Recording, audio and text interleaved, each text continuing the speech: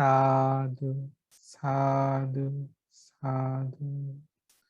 Namo tassa bhagavato arahato samma sambuddhassa.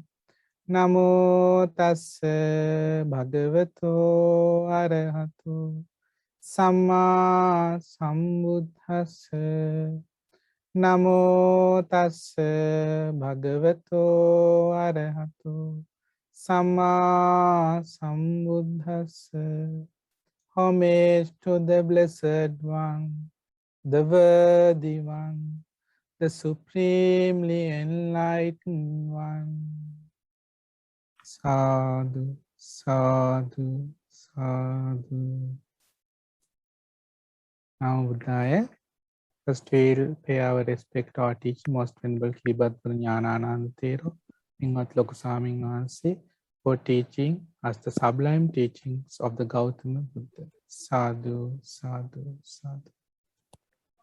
Meritorious devotees, today I will go straight to the sutta because we are a bit late. Today we are learning a sutta from the Majjhima Nikaya. It's called the Mahasiyanada Sutta, the Great Discourse on the Lion's Roar.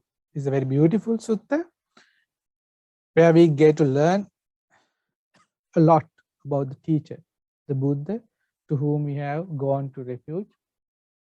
Because as disciples, we should know the qualities of the Buddha. We should have a proper understanding of that. So it's very important that we study such suttas, because it is through the suttas that we have the opportunity to get to know our teacher for whom we have gone for refuge.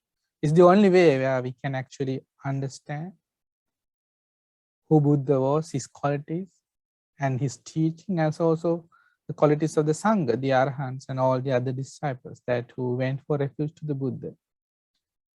So when we learn this from the suttas, as we do in this program, we gain in confidence, we grow in confidence towards the Buddha, Dhamma, Sangha, and it helps us to progress on this spiritual path. So Buddha is very unique, as we all know, and it is very rare, the occurrence, the arising of a Buddha into the human world. And this is a long sutta rather, so we will be covering part of it, because I wanted to focus on certain qualities of the Buddha and try to discuss it in detail as much as time permits. So at that time, the Blessed One was living at Vesala in the grove outside the city of, it's a Vesala in the grove outside the city to the west. Now on that occasion, Sunakata was a lecturing prince who had ordained in the Buddha's dispensation, but he was not wise. Therefore, he could not understand who the Buddha was. Even there were times when he had actually attended to the Buddha. He attended to the Buddha himself, like Venerable Ananda Sayinasa did for quite some time, but he still couldn't realize the qualities of the Buddha. He had no faith in the Buddha, it seems. So anyhow, in this case, later he disrobed, like it says here, had recently left this Dhamma and discipline. So he disrobed.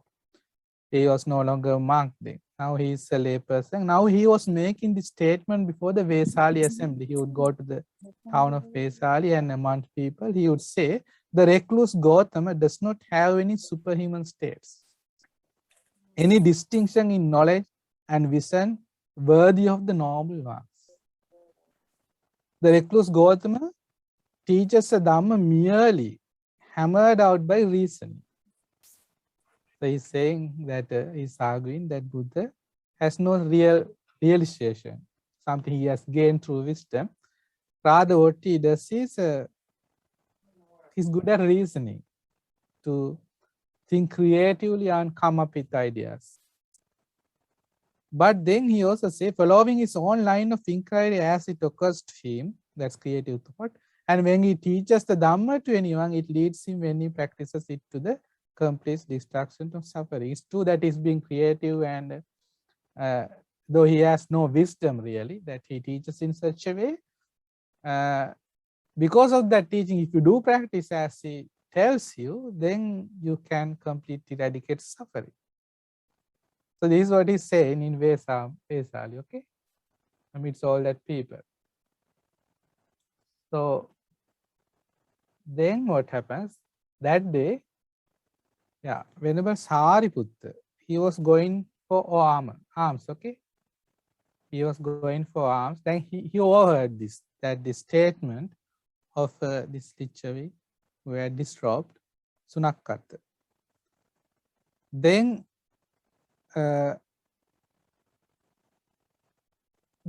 after his armed rounds, when Bharan Sariputta goes back to the Buddha and tells him what he had just heard, what Sunakata had said. So then Buddha says, Sariputta, this misguided man, Sunakata, will never infer of me according to the Dhamma. That blessed one is accomplished, fully enlightened, perfect in true knowledge and conduct, sublime, know of the words, the qualities of the Buddha have been Arahan Samma Sambuddha, Vijjācana Sampanna, Sugata Lokavidu, Anuttara Purisadhamsarthi, Satta Deva Manusana, Buddho Bhagava. So that's we say blessed one is accomplished, fully enlightened, perfect in true knowledge and conduct, sublime, knower of the words, incomparable leader of persons to be tamed, teacher of gods and humans, enlightened and blessed. That's in English. So these qualities, so he didn't believe in them wholeheartedly as we should. It is very important that we learn these qualities of the Buddha, learn them by heart and then try to see them. They are mirrored in the sutras. When you read the sutras, you should be able to see these qualities clearly. They are emphasized in the sutras. All these qualities are there because he's a Buddha, because he actually did possess these qualities. So your confidence in that helps you to progress in the path. Without having that, then you are not able to gain anything spiritual in the Buddha's dispensation, like what happened to Sunakata. So Buddha goes on to say, and he will never infer it of me according to Dhamma and think that blessed one have all these supernormal powers that he can say, having been one, he becomes many, having been many, he becomes one, he appears and vanishes, he goes unhindered through a wall, through an enclosure, through a mountain, as though through space. He dives in and out of the earth as though it were water, he walks on water without sinking as though it were earth. Seated cross-legged, he travels to space like a bird. With his hand, he touches and strokes the moon and sun, so powerful and mighty. He wields bodily mastery even as far as the Brahman. So these are all supernormal powers that Buddha possessed, having developed his mind. But he was not aware of any of this. Aware in the sense he did not infer of this through the Dhamma. So therefore he had no state of pleasant mind toward the Buddha or faith in the Buddha. And the Buddha also says, and he will never infer of me according to Dhamma with the divine ear element. So with the Buddha had a divine eye, no, which is purified and surpasses the human, the blessed one. He has both kinds of sounds, the heavenly and the human, those that are far as well as near. So he could see here with this divine ear, heavenly sounds, sounds of the devas and also the humans, whether they are near or whether they are far. So, and he could see into the minds of the other beings and see the state of the mind of that person, whether it's overcome by greed, anger, lust, whatever, anything he could see into the mind of a person clearly with clarity. So he did not know any of this. He could not infer into this through the Dhamma and understand this is my teacher. This is to whom I have gone for refuge. So Sunakanta failed in that respect because this Dhamma, as we know, Buddha taught us, this is for the wise, not for the unwise. So you have to have wisdom if you are to understand the teachings of the Buddha. So he was not wise in this case. Okay. So then Buddha tells of the powers of the Tathagata. So that is what we are going to base today's sutta. That's what I want to do. This Dhamma talk. That's what I wanted to focus on mainly. So the 10 powers of the Tathagata. Okay. Sariputta, the Tathagata has these 10 Tathagatas powers, possessing which Tathagata claims greatness, rose his lying straw in the assemblies, and set stall in the wheel of Dhamma. What are those 10 powers? So Buddha has these 10 powers because of which he is the greatest. There's no one beyond him. And he was fearless when he approached any assembly, because no one was even close to achieving any of these qualities that he possessed, because they are so very unique to a Buddha. And it says here, Tathagata claims greatness, rose his lying straw in the assemblies, and set stall in the wheel of a Dhamma. So, having possessing these 10 qualities, he is fearless, he is confident, and he teaches the Dhamma. That's what he called, he said, strolling the wheel of Dhamma. So what are these 10 powers that the Buddha possesses? So this is the first time that Buddha tells of his 10 powers. So Buddha says to Sariputta, Yampi Sariputta Tathagato Thanancha Thanato Attanancha Attanato Yata Bhutam Pajanati. That's Pali. Says here Thanancha Thanato Attanancha Attanato Yatha Bhutam Pajanati. It means that Buddha understand as it actually is the possible as possible and the impossible as impossible. He knows exactly this is something that will happen. It can definitely happen, it will happen, the possibility is there, and then he also knows this will never ever happen. It's impossible that such thing would happen. Can you tell me one thing like that Buddha was so very definitive in his teachings? There are many, no? We have learned. He would definitely say this should happen, this will not. What's that? Well, he once said, no, in one world system, there would not arise two Buddhas simultaneously, no? In one world system, we are living in one world system. So in this world system, there will not arise two Buddhas at the same time. If there do arise Buddhas, how would that be? It would be one after another, not at the same time. Okay? But in so that's how it is. That is one thing. Then what else? What else have Buddha said definitively? Oh, sorry Yes, about that. yeah. I think another one is a female cannot be a Buddha. That's it's impossible for a female to be a Buddha. Yeah. The female will not be a Buddha. That's true. What else? Then can a female be a Mara? No, Bhante. No. That's it. That's so true. What else? Bhante, a female can't be Brahma, a female can't be God Sakka also. Very good. So then we have also learned a stream entered. A stream entered would never Be born in hell, Bhante. Yeah, stream entered would never kill his father, his mother, or engage kill an arahant. The 5 heinous acts. Or engage in creating schism among the Sangha, and also what else? He would not shed the blood of the Buddha. Those things never happen, will never ever happen. And also we have learned stream mentored, that means who have attained the first fruition of the path, the noble eightfold path, would never consider anything in this world to be permanent, to be not subject to suffering, to be something that you can have control over. So he will never ever do think in that way. Why? Because he's stream mentored. Likewise, then Buddha said, you will, yeah, a female would never ever become a Mara, no? Why is this gender discrimination? Huh? No, this is the nature of the world.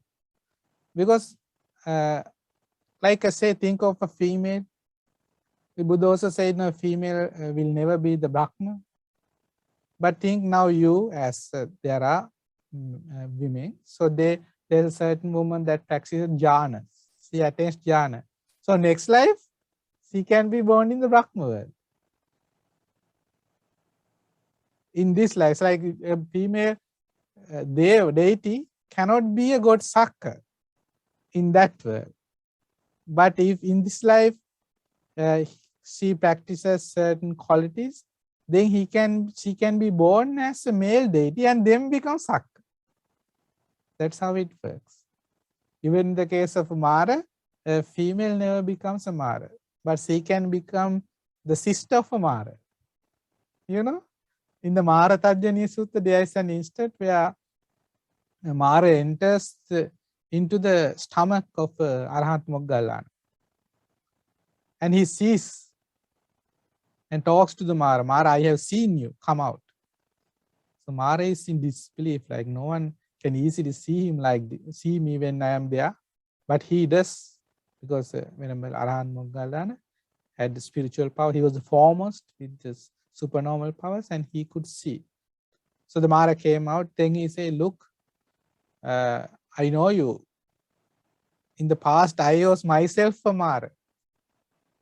Then I was the Dusi Mara. And you are related to me. Actually, you were the son of my elder sister. So there are elder sisters to Mara, no? So a female cannot be a Mara, but maybe a relative. That can happen. So likewise, this is the nature of the world. We have to understand as Buddha taught us. So likewise, he definitely knew these things. And he also said, a person who do bad deeds by his body, speech, and mind, he would definitely be born in the bad destination. Whereas if you do good, you will never be born in the bad destination. You will be born in the heavenly destination. So that is for sure something that happens. That is a possibility. Likewise, he knew clearly this will happen, this will not happen. So in his suttas, we see that when he definitively say this is how and this is not so. So that is what we call the first knowledge here. First of the 10 powers, no? What is that? Thanancha thanato attanancha attanato yathabhutam pajanati.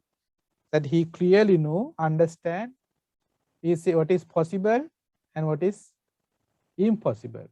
And that is the Tathagata's power that the Tathagata has, by virtue of which he claims the herd leader's place. That means he claims greatness, rolls his lying straw in the assemblies and sets rolling the wheel of Brahma. So you are confident, or when you know for sure of something that this will definitely happen, this will not happen, that gives you confidence. And then you can clearly speak in any assembly and set in all the wheel of Dhamma as Buddha did.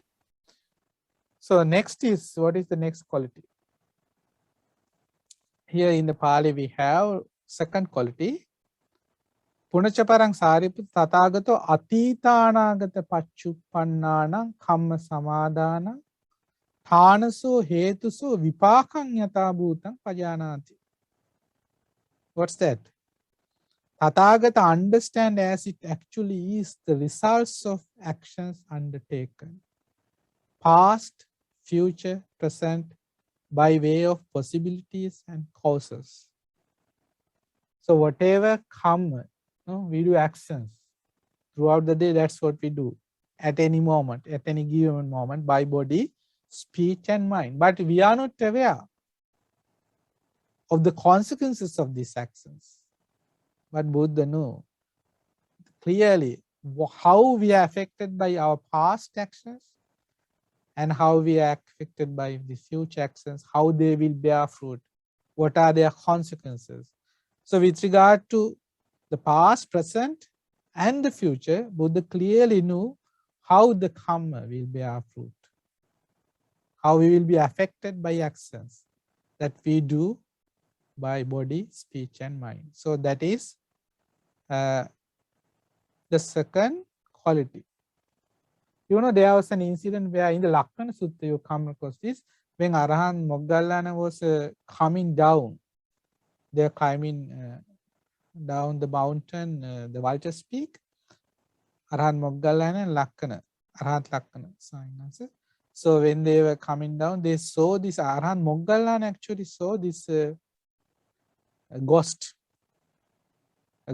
that had that huge body, very huge body, and it had a long body, I think, yes, many yojanas long, the body, and had a huge tongue that it was so huge that ghost could not close its mouth.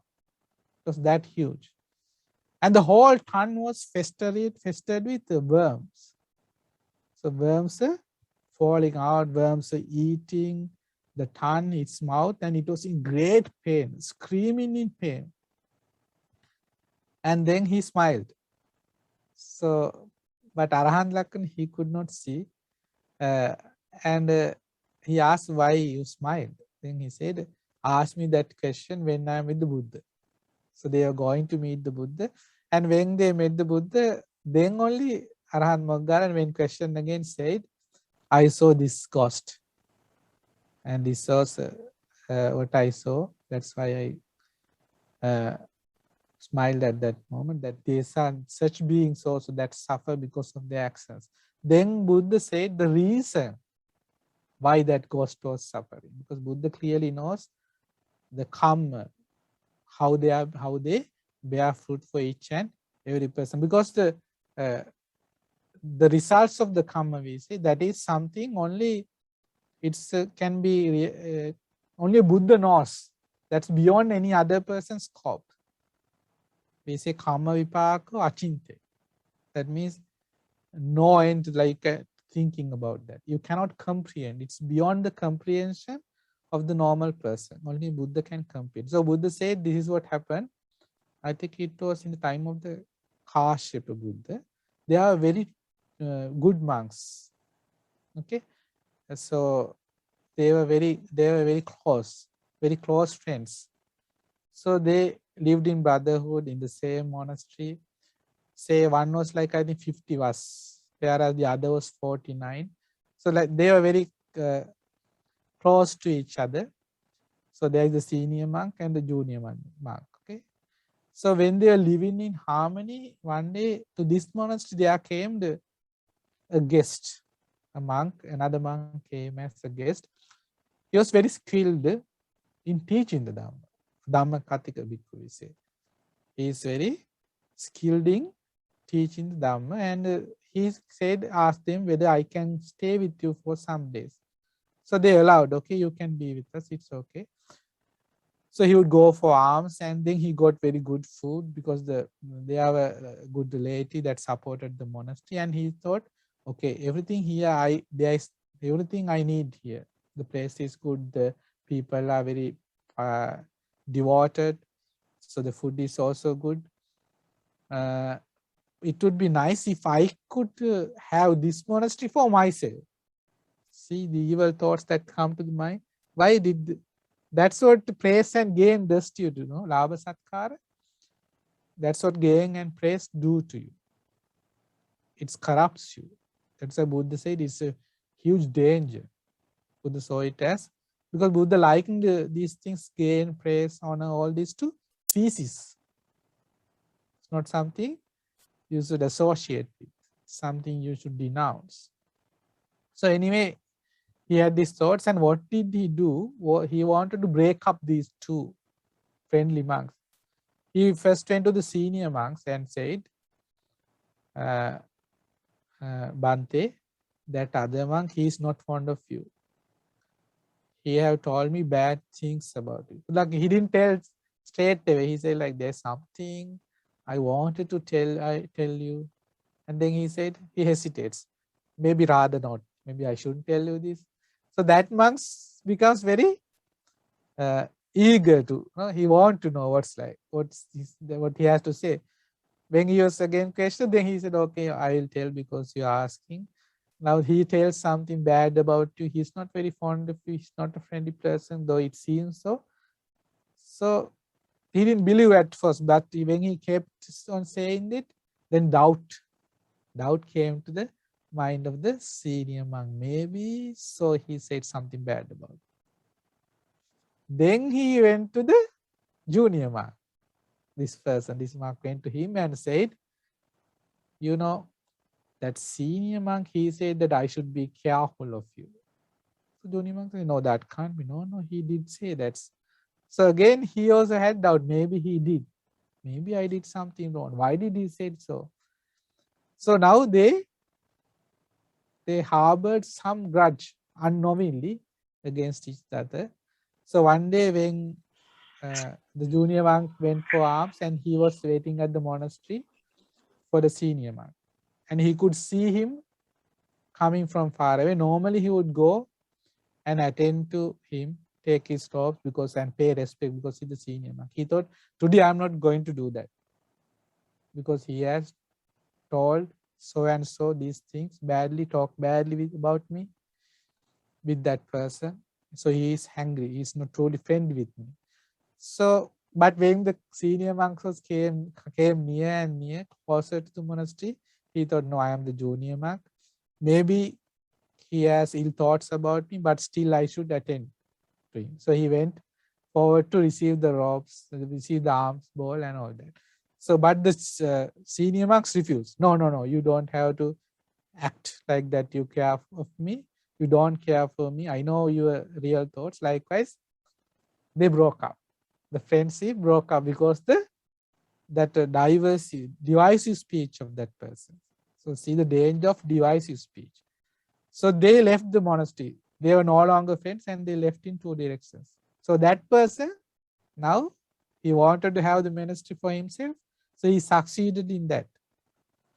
So these two monks for many years, they were in separation.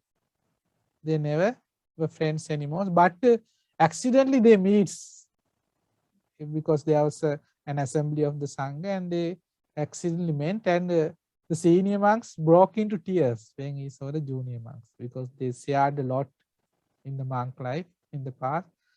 So he broke into tears and the junior monks also went to him and paid his respect. And then they began to talk and they told what happened to us.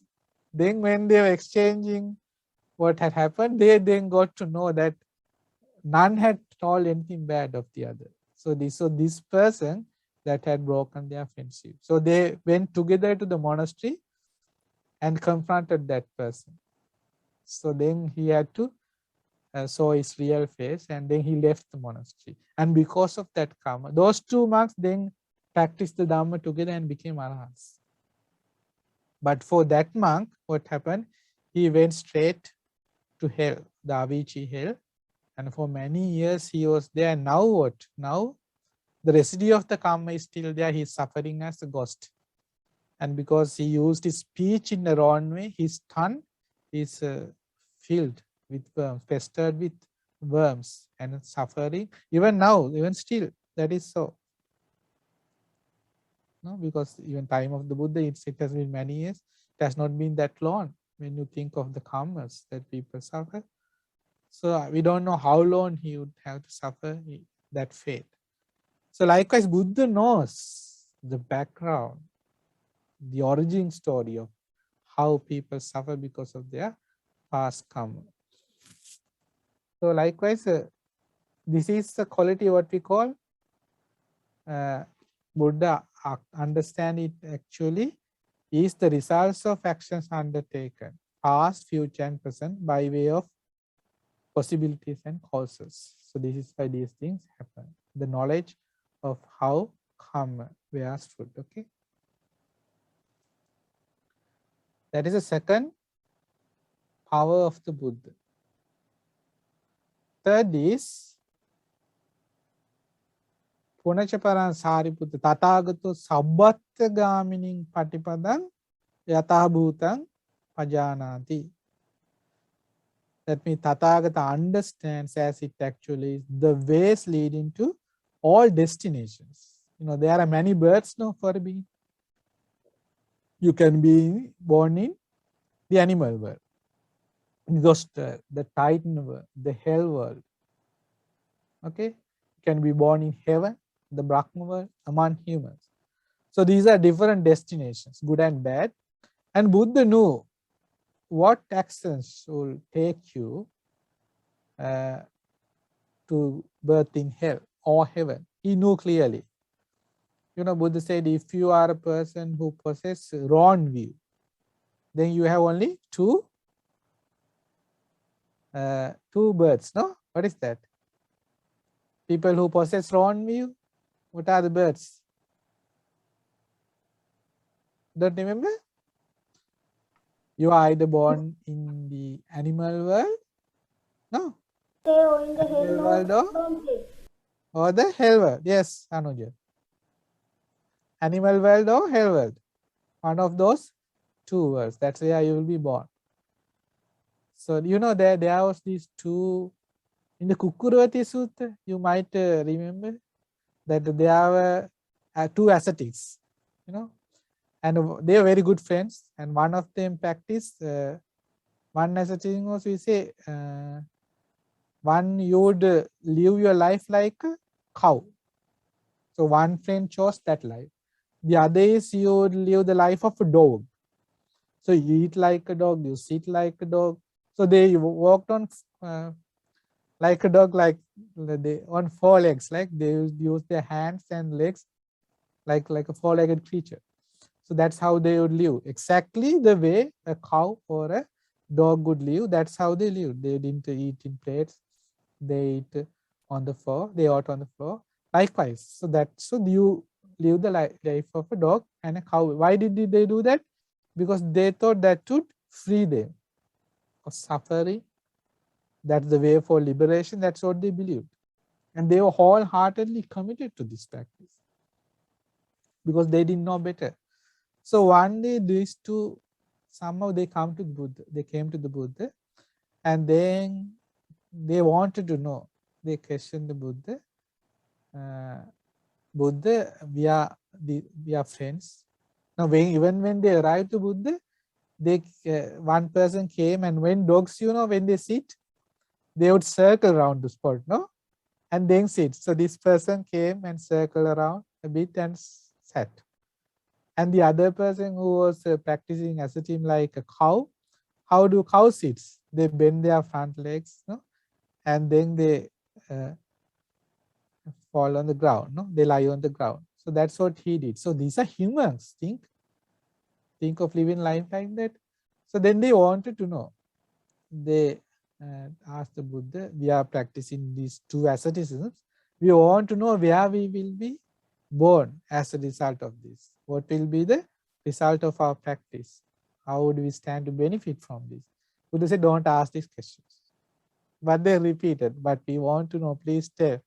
So when he was prompted for the third time only, Buddha said, okay, you are practicing, you are living a life of God, like of a dog, then surely you will be born among dogs.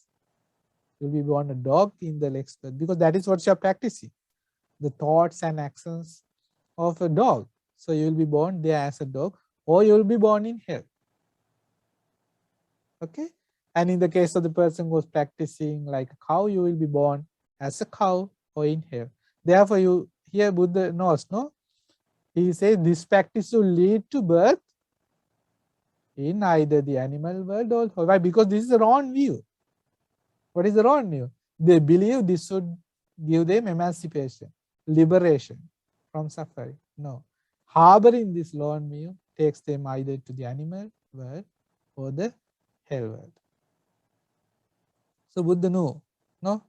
And also Buddha told once in another sutta, when you are looking at a certain form, say you are watching watching a television or whatever form you see, something that you feel, something you feel enticing and attractive, and your consciousness is connected with the desirable object.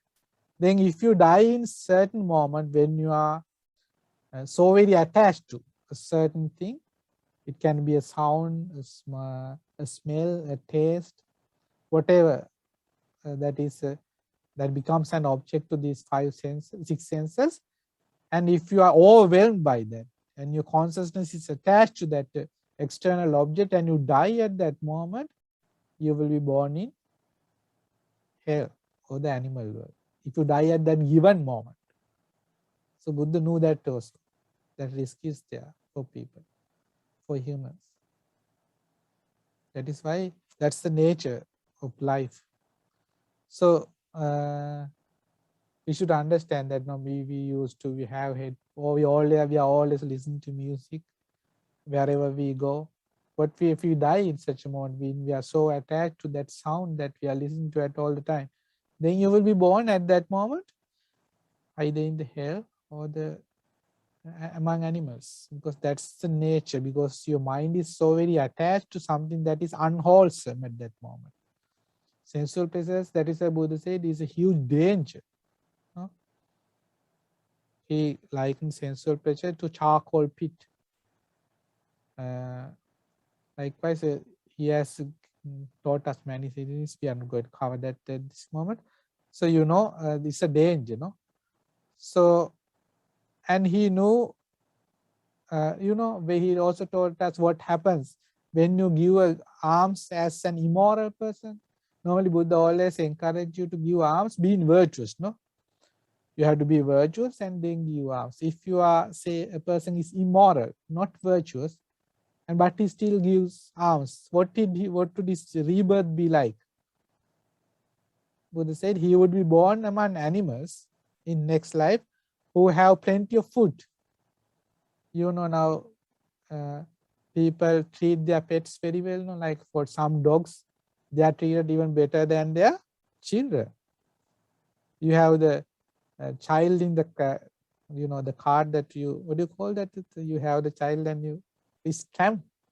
You push the child in the cart. Stroller, Bhante. Stroller. What is stroller? Stroller. Yeah, and you will have the dog carry. You'll carry the dog, no? In some people, they carry the dog and they have the child in the stroller. Likewise, some have their dog, your pet on to have. They have them sleep with them. They give them the best food, best treatment. So they get a lot of comfort and happiness, support. Why? Because in the human world, they have given alms, but they have not been virtuous. So that good karma bears fruit not in a human world, but in the animal world. So Buddha knew that if you give alms, but you are not virtuous, that is the sort of birth you get. And you are born as like horses. Horses who get a lot of plenty of food, then they are treated and cared for well. So you will be born like such animals, okay, where you are pampered with comfort, but it's still an animal world. And in the case of Kokalika, Buddha said, the Kokalika harbored very thoughts of anger, ill thoughts about Venerable Arahant Sariputta and Moggallana, and Buddha said they are very good monks, you should let go of these thoughts. But he did not. He kept saying, I have faith in the Buddha, but not in those two.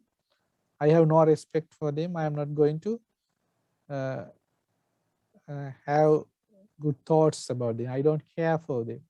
Buddha kept insisting because he knew where this should lead him. But he didn't believe. But then thereafter what happened? He was born in the Paduma Hill, no? Paduma, yeah, Kokalika. He was born in the Paduma Hill, and the monks asked, how long a lifespan is there in the Paduma Hill? Buddha said, I can't even use, it's very difficult to give a number for that. That much of years you have to suffer that destination. Then the monks really wanted to know, can you give a simile? Then Buddha said, imagine there's a huge cart full of mustard seeds, I see. So anyway, every 100 years you take one seed out of the cart, and in this way there will come a day when all the seeds are taken out of the cart. But still that time he's still suffering. Then he say like 20 times that there's this cell and 20 times lifespan this cell. Likewise he tells series of hells. Then at the end you get the lifespan of the Padumehe. So that much of suffering he has to endure. Buddha saw all this and tried to make him give up that angry thoughts that he harbored towards Venerable Arahat and Sariputta and Moggallana, but he never paid heed to the Buddha's words. So Buddha knew, but he would be born in that destination because of this way. And in the case of Korakkatti, we are talking about Sunakkatta here. In the beginning, this was Sunakkatta when he was a monk. Now he disturbed and taught this. We discussed of him when we began the Sutta, Sunakkatta. That person, when he was attentive to Buddha one day, now he is following the Buddha. Buddha is going on the front and he is following the Buddha, and he saw this person, Korakkatti, is another ascetic who was practicing a certain asceticism, and seeing him he thought, that is an Arhat. Now he is going with the Buddha, but he is thinking of an ascetic and Arhat. Buddha saw his thoughts then and said, Korakkatti, how shameful you being a monk, you look at that person and think he is an Arhat. He is an ascetic who has no idea of what he is practicing, the way to liberation. He has no idea of that, but still you think he is an Arhat. So Buddha read his thoughts. Then Korakkatti asked the Buddha, Sunakkatta asked the Buddha, are you jealous of his arhancy? Are you jealous of his arhancy? So clearly he had not recognized the Buddha. That's why he disturbed, no?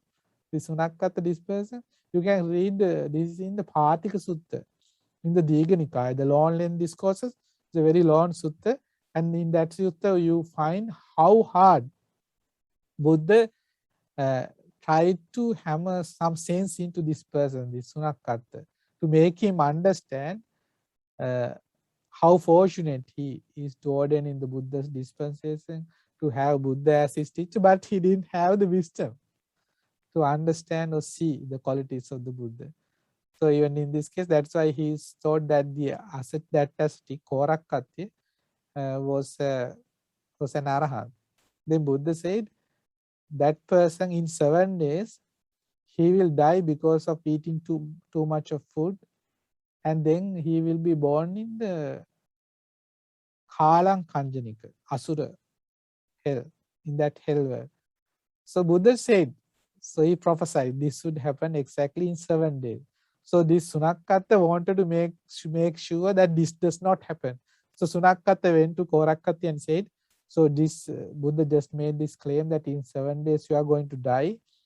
And the Buddha even said you will be taken, your body will taken to the Biranathambaka, I think that's certain cemetery, and that's where you will be buried, where your body would be put. So he even said that.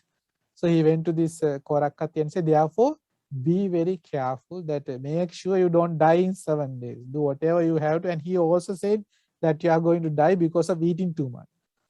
So then Korakkatti said, okay, thank you for telling me. I will make sure I don't die in that way. I am not going to eat anything.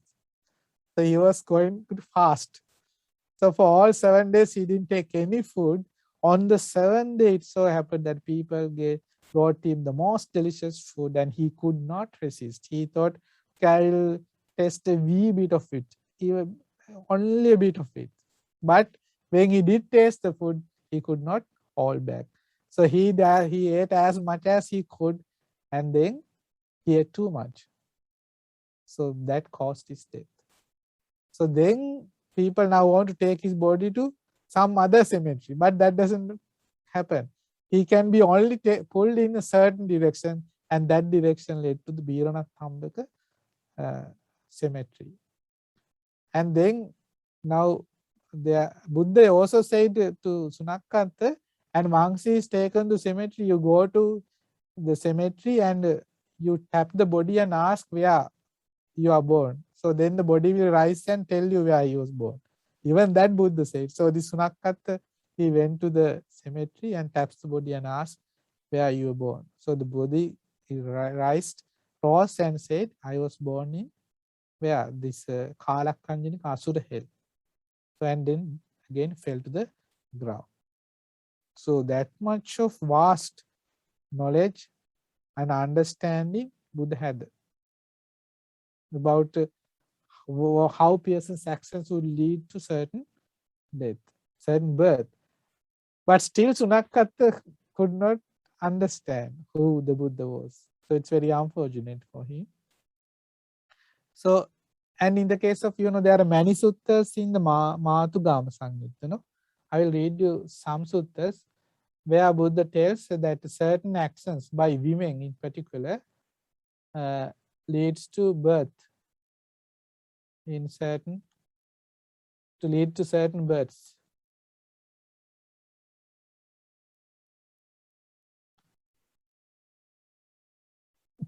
That if you lead certain life in certain way, in the case of women, you are born in heavens or hell.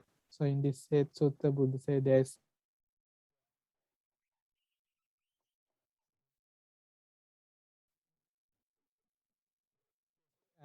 monks, when females have three qualities.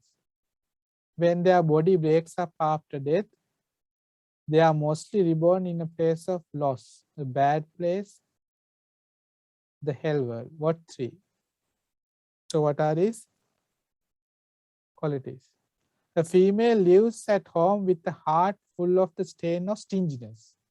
So if you have stinginess in your life and a female, jealousy in the afternoon. So jealousy in the afternoon and sexual desire in the evening. So in the morning time, they are overcome with what? Stinginess.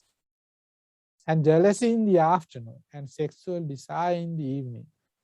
When females have these three qualities, when their body breaks up after that, they are mostly born in a place of loss, a bad place, the underworld, the hell.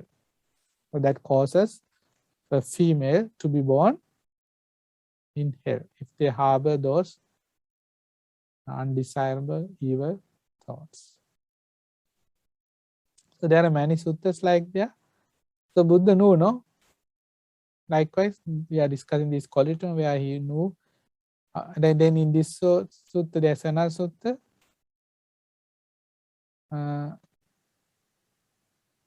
Buddha said, Anuruddha, when females have 5 qualities, when their body breaks up after death, they are reborn in a place of loss in the hell worlds. What is that? When they are faithless, shameless, imprudent, irritable, and witless. Yeah, witless, when they don't have wit. If they are irritable, imprudent, shameless, and faithless, then they are born in a bad destination. So there are many suttas in the Matugama Samyutta you can read. And yeah, there's another sutta like about hostility. Likewise, you can read this leisurely to understand, especially for women. So then you can then eradicate those evil qualities, bad qualities, unwholesome qualities, and make sure.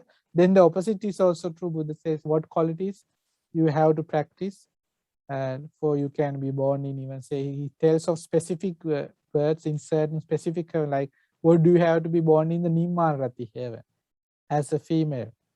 So that also you can read in the Matugama Samyutta. So there are many suttas. So then you can eradicate if you have those negative traits and develop positive traits that will help you to gain a good rebirth. And so likewise, Buddha knew clearly. So where you will be taken.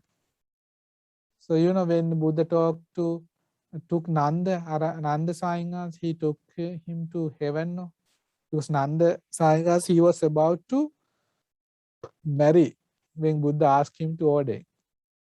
So he could not refused the words of the Buddha. Even after ordering, but he was still reminded of his wife to be, the one person, the ladies he was going to take her hand in marriage. So he didn't live a life proper of a monk. No? He would decorate his alms bowl. He would wear the most luxurious and most colorful robes, most appealing robes, and he would even use say cosmetics and stuff, that things we are not supposed to use as monks. So Buddha wanted to somehow make him practice this path, spiritual path. So he took him to the heaven, and showed him deities. So make him realize that though he thought his wife to be was very beautiful, that is not the case. There are the devas are far more beautiful. So when Ananda Sayana saw the deities, he realized that for himself. That is then he said, in comparison to these deities, these devas, my wife, the one who I was going to marry, and my girlfriend, she's like a like a monkey, like a female monkey. So think of the disparity in the beauty between the humans and the devas. So, and Buddha says, if you want to have these deities, you have to be virtuous, you have to practice the Dhamma. So likewise, Buddha knew, he told the truth that if you practice virtue, if you live by the Dhamma, you will be born in heaven and you will have many beautiful deities. He knew definitely. So he was not lying, because we find in many there is a certain in the Vimanavattu stories of the heavenly beings, you find an instance where a monk is practicing the Dhamma. I think it's walking, meditating, or somehow he died because he was attacked by a snake. Because of poison, he died instantly. And when he opened his eyes, he was surrounded by female deities. So because he practiced a virtuous life, practiced the spiritual path as a monk, as a result, he got many hundreds of thousands of deities, female devas, that would attend to him and do his pleasing. They were there to please him in any way he wanted. So now he doesn't know that he has been reborn among the devas. So when he saw these women that were surrounding him, he just closed his eyes, because in his mind he is still a monk. So the deities, they brought a mirror and held it in front of him, so that he could see that he is no longer a monk. And then he was petrified to see that he was no longer a monk. And when he saw that he was surrounded by all these deities, and they were screaming and asking him to be with them and come enjoy life and all that, he was clearly lost. He never, because he was just a moment ago a monk. Imagine how he would have felt. So he went straight to the Buddha and said, Buddha, save me. Save me from this women. I am in great trouble. So Buddha taught him the Dhamma, and he realized the Dhamma. Became a stream entered, I think. So he was fortunate to realize the Dhamma and be free from that predicament, because that's not what he practiced towards. But you see that if you practice in such a way, you are guaranteed rebirth in heaven, and you will have many deities, an entourage of deities. So that's how you get more than 72 virgins, no? Because in some religions you are taught, no, if you kill in the name of God, then you are born in heaven and you will get 72 virgins. But if you attack, that's the wrong view, no? You will go straight to heaven if you bomb, if you kill people in any way in the name of the God, you will be born in hell, because that's not wholesome thing. But if you do want virgins like deities, so entourage of women, you have to practice the Dhamma still. But that's all impermanent. Even that life, it will be over after time. And then again, you are subject to rebirthing any of the 4 bad destinations. That's the risk in the samsaric journey. So that's why we always, when we practice or do good meritorious deed, our hope should be to realize the Dhamma and be free from suffering, the samsaric journey, not for temporary pleasure in any world for that matter, Devas world, Brahma world, or any world, because it's also impermanent. So likewise, so Buddha knew in this, that's the third Tathagata's knowledge, no? What you call Tathagato Sabbatta Gaminin Patipadang Yathabhutam Pajanati. Buddha understand as it actually is the ways leading to all destinations. So that is the Tathagata's power, third power. What is the fourth? Tathagato Aneka Dhatu Nana Dhatu Lokang Yathabhutam Pajanati. So Tathagata understand as it actually is the world with its many and different elements. That too is Tathagata's powers. Because in these teachings of the Buddhas, we come across certain things that Buddha refers to as elements. Even the 6 senses, there are suttas, Buddha talked about the 6 senses as the elements. The 5 aggregates, Buddha has taught them as to be elements. So then we have the 4 elements. So Buddha knew how certain elements can affect a person's character. The character certain is also certain elements. People are of different characters means they are of different elements. Likewise, Buddha had a very clear understanding of this. He once said there are certain beings what we call Nanatta Kaya, Nanatta Sanyi. So these beings, they are different in body and also they are different in thoughts. So they looks different and they think different. So then we have Ekatta Kaya, Ekatta Sanyi. Ekatta Kaya means they look the same and they think the same. There are such beings in this world. We don't know, but Buddha sees and knows. There are beings Ekatta Kaya, Nanatta Sanyi. So their body is the same, they look the same, but they think different. Then there are beings Nanatta Kaya, Ekatta Sanyi. Yeah. Nanatta Kaya, Ekatta Sanyi. So their bodies, they look different, but their thoughts are the same. So likewise, there are these 4 types of beings and Buddha sees them. So that's also, he sees with this power, where he knows the different elements of the world. So there is this nice incident where Buddha talks to the monks and asks, monks, can you see over there a certain group of monks are walk meditating with Arahant Sariputta. They are all very wise. And do you see a certain group of monks walk meditating with Arahant Moggallana? They all possess supernatural, supernormal powers. They are very skilled in that. And do you see certain group of monks walk meditating with Arahant Anuruddha?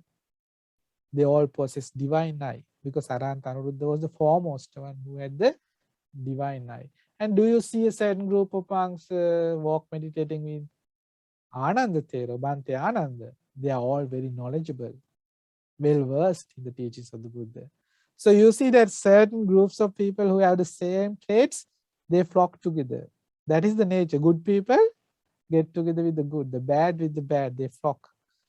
They team up with the same. You see, even in office place, that's there, no? In any institute, any place where people meet together, they form into groups based on the elements of that certain person, their nature, their traits. So, and there was also a certain group of monks who were work meditating with Devadatta. Buddha said they are all very evil monks, just like Devadatta. So that's how it is. That is the nature. I remember our teacher Loksan once say, like, when say a person who is addicted to alcohol, even when they know people, they travel as a group to India. So you are in a different country when you go for, some people who go on the pilgrimage to India. So they are going for a good thing, but there are certain people still, even in such places, they can't be without alcohol. So they don't actually have faith in the Buddha. So when even in being in another country where you have no idea where they are able to find a spot where they can find alcohol very easily. Why? Because when they see a person, another addict to any drug for that matter, drug addicts, they can clearly identify another addict. They somehow in any place in the world, they are able to find where the goods are. Why? The elements. They see it's the same. People, even when they people, I think we shouldn't talk about that. So anyway, so people have certain ways where they can identify certain people according to their elements, because if they match up for them, that is there.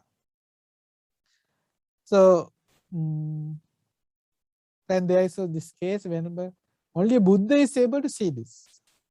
There was a certain student of Venerable Arhat Sariputta. So normally those days when there is a new monk, you normally tell him to do the Asubha meditation. Meditate on the foulness of the body. That's how you normally start up. So Arhat Sariputta told the student to, okay, you have to do Asubha meditation. Meditate on the foulness of the body. But he keeps on trying, but he's not showing any progress. So he tried different techniques. Arhat Sariputta told him different ways to practice Asubha meditation. But still he was not making any progress. So in the end, having exhausted all he could do, he took him to the Buddha. And Buddha, what he did was he created the golden flower with supernormal powers. He created the golden flower and asked that monk to look at this flower. And then Buddha, when he saw he was focusing on that flower, the golden flower, the beautiful flower, Buddha made it wither gradually.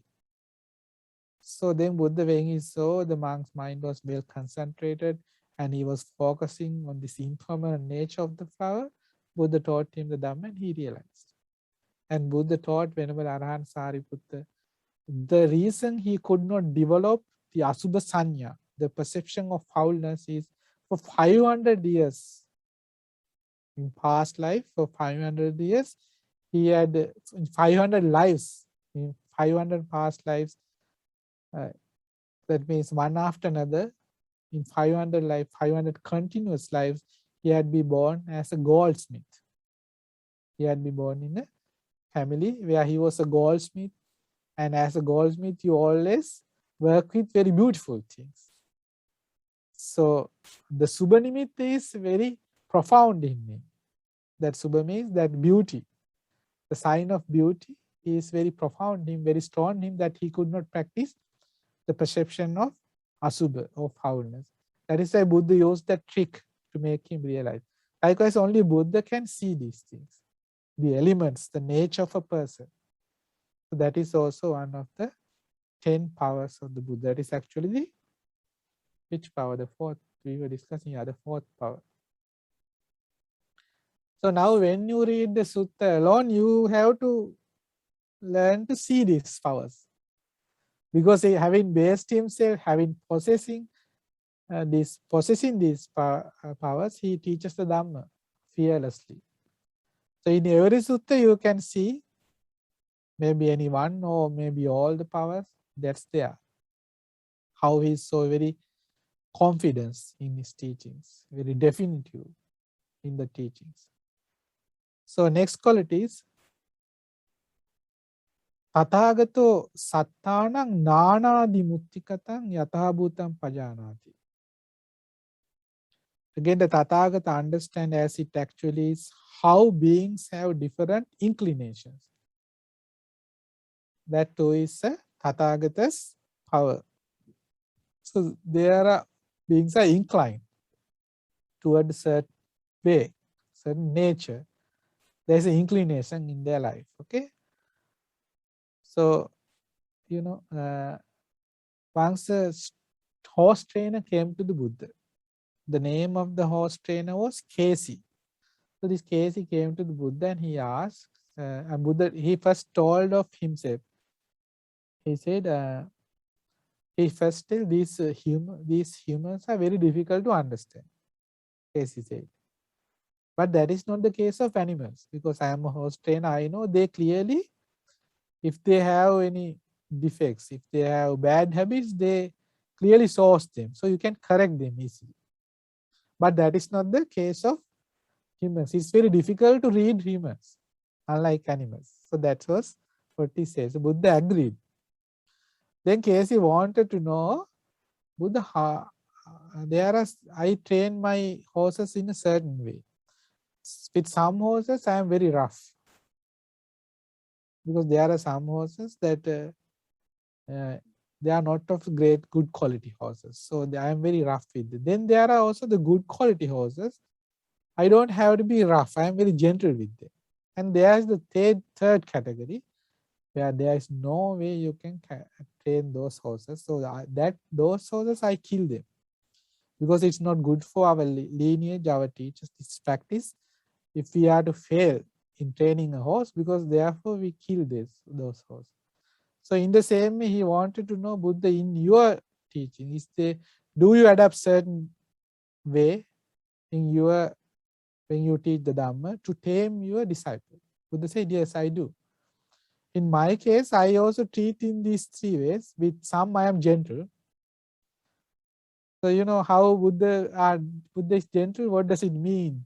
Buddha is gentle with his disciple.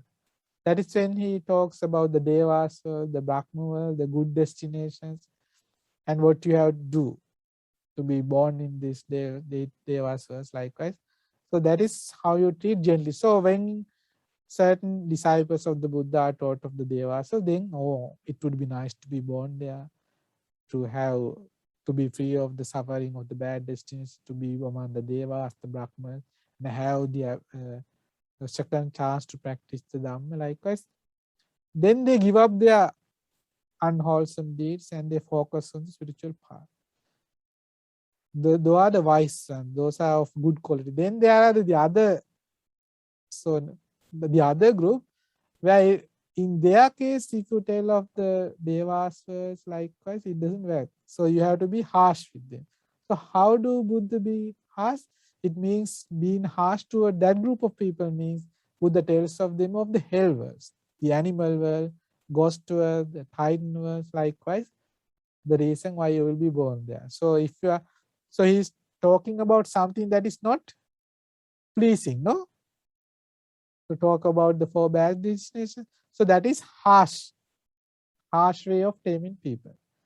The third way, Buddha said, I also kill if some disciples, if they don't practice as I said, I kill them. So then Casey says, you are a Buddha, you are a monk, you are not allowed to kill people. You don't take the lives of beings. Buddha said, no, what I mean by killing them means I stop admonishing them. In the dispensation of the Buddhas, if you refrain from admonishing a certain person, that's certain death. Because in the spiritual life, you grow as a person because of advice you get. If no one advises you, that's death in the Buddha's dispensation. So likewise, Buddha knows that people are different, no? And know you have to teach them accordingly. So that is because of this power, he understands this. Tathagata understand as it actually is how beings have different inclinations. You know, when Arahant Mahinda Thero, he came to Sri Lanka, he first taught the Chulla Hattipada Upama Sutta. Then he talked about Pretavattu, about ghosts. So they were shocked into attention, the people of Sri Lanka. Then he taught about the Devas, Vimanavattu. Then he taught Anamatanga Sangyutta. So this is not one life, you've been a samsaric journey and you have fared from heaven to hell and there's no end to this journey. So now they are really shocked about their predicament. Then only he taught the solution, Satya Sangyutta. The Satya Sangyutta you get about the 4 noble truths, no? The reality of life and the emancipation from suffering. So you see this, when Arahants, they use these methods. So the monk who did not meditate, then there was the case, this is different. Every person has inclination, traits, habits you carry in the samsaric journey. And there was monks, 500 group of monks in the vast season, they meditate. They were living together during the vast season. Out of the 500, one monk did not meditate. All the 499 meditated and they became arhats. And after the vast season, they wanted to meet the Buddha and tell them of what they had attained during the vast season. And on the way to the Buddha, they crossed a certain village, and the people of the village invited them to come for alms the next day. So these monks went to the Buddha and proclaimed their arahantship. And these monks felt very lonely and left out and very sad that he could not attain any fruition of the path, because he regretted that he did not meditate like the other monks. And these monks informed the Buddha, Buddha, we are leaving early morning tomorrow because we promised that we will go for alms to the certain village. And saying so, they left, they slept for the night, slept over at the monastery. But that monk who had not practiced or meditated during the vast season, he thought, I have to somehow attain the fruit of the path, become an arahant before morning. He wanted to do it quickly. So all night he was staying up and walking, meditating and giving his best. And he fell asleep when he was walking, meditating, and broke his leg. And all the monks, his friend monks, fellow monks, had to wake up at night and treat him. And they were treating him until the morning, and they could not leave the monastery early morning for the almsgiving. So they went to the Buddha, and Buddha asked what happened. This monk broke his leg. He had stayed up last night, trying to somehow practice all night and become an arahant. So Buddha said, this is the nature of this fool. Even in the past, he has done the same thing. So he had in the past also did the same thing in this instance and broken his leg in the same way, because he had not given the effort when he should, and overnight he tries to do things. So there is a habit, no? People carry habits like that. So that is why if we have bad habits in this life, we have to give them up. We have to let go of those habits, or else we will carry them, those defects, those shortcomings in samsara, throughout samsara. So, and the good things we have to foster and develop. So, and there was this, so these 5 old monks, the story of the 5 monks, they were very old when they ordained in the Buddha's dispensation. But after, because they are friends also, they also lived in the same kutis, like kutis that were nearby. So they would flock together and talk, gossip together. And they were not living a life that was proper for monks. And even when they went for alms, they went together. And they went to the house of their former wives, their relatives.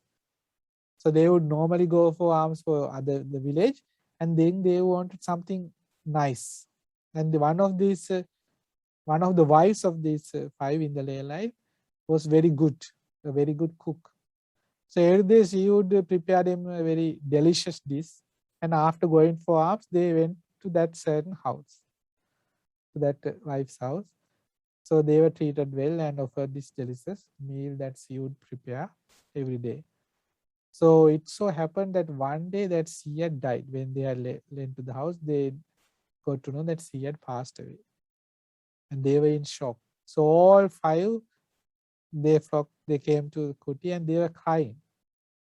This old monk, crying over the loss of that lady. Now what are we going to do? Who's going to prepare delicious food for us? Likewise, this happened in the time of the Buddha. So the other arahants and the other senior monks got to know of this and informed the Buddha. Buddha said that's the nature of those. Even in the past, a certain thing, similar thing they did. What they had done, even in the past life, they were, say, what do you call, a cross. They were born as cross. And there was the carcass that was floating on the water. Okay. And this crows were sitting on the carcass and maybe feeding on the carcass. There were these 5 crows and this a female crow, the 6th one, the crow that died. So in this case also that female crow dies, and they don't leave that place. They stay crying over the death of that lady crow, and they also died in hunger, Buddha said. So that is a habit they carry, these attachments, we carry this lamentation, this sorrow. So Buddha knows this, how beings had different inclinations, certain habits. And there was a monk who was very hungry. No matter how much he would eat, he was always hungry. So the monks complained that he eats a lot, but he is never satisfied. Then Buddha said, the reason for that is for 5 continuous past lives, he has been a tasker. You have to eat a lot. So that is there, that inclination, that habit is still there, that you have to eat a lot.